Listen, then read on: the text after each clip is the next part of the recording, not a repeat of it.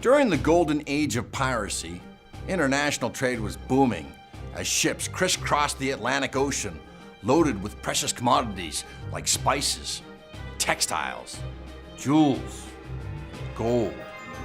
And just outside these shipping lanes, the waters were infested with pirates waiting to attack.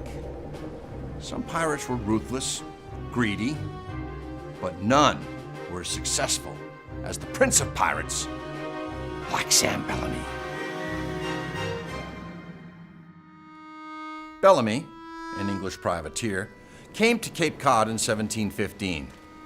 There, in Wellfleet, he met a girl named Maria Hallett, and they soon fell in love.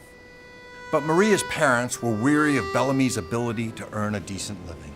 So when Bellamy heard of sunken Spanish treasure in Florida, he set sail with hopes of returning as a respected and rich captain, and promised Maria to bring back the greatest ship she had ever seen. The months went by, and Bellamy failed to find any treasure. He was out of options, and as a last resort, to keep his promise to Maria, he turned to piracy.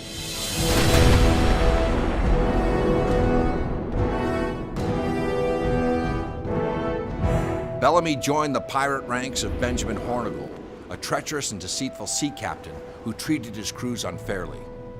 But in 1716, the crew revolted against Hornigold, voting Bellamy as captain, and with that came the greatest year of piracy the world had ever seen. Within a year, Bellamy raided nearly 50 ships. He was a solid strategist and a fair and sympathetic helmsman, as he would spare the lives aboard the vessels that he raided. He likened himself to Robin Hood, but earned the nickname Black Sam Bellamy instead.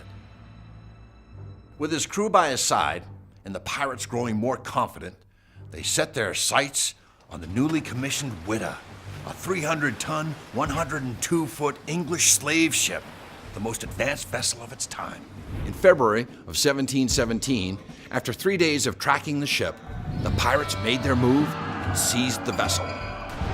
It was the greatest theft in the history of piracy, filled with indigo, ivory, and tons of gold and silver.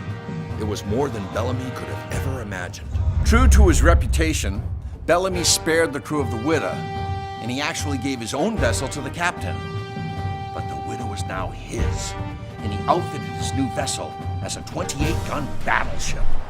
A satisfied Bellamy set sail for Cape Cod to reunite with his beloved Maria and keep his promise to bring back the prized ship. But his luck would soon come to an abrupt end. A major storm snuck up on Bellamy and the Witta. The ship struggled in the coastal surf and crashed into a sandbar. The mast cracked in half and the ship capsized. Bellamy went down with the Witta. Bellamy and Maria would never be together again. She was labeled as an outcast, accused of being a witch for laying with a pirate sea captain. Lives, reputations, and riches, all lost at the bottom of the sea.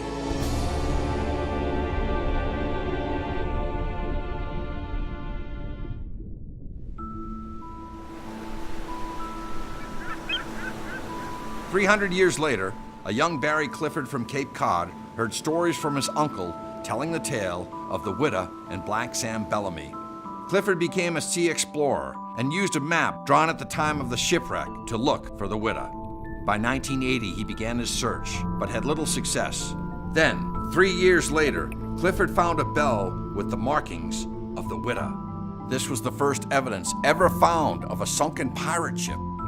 Clifford would go on to recover over 100,000 artifacts that would help shed light on the mystery of the Witta and the life of the prince.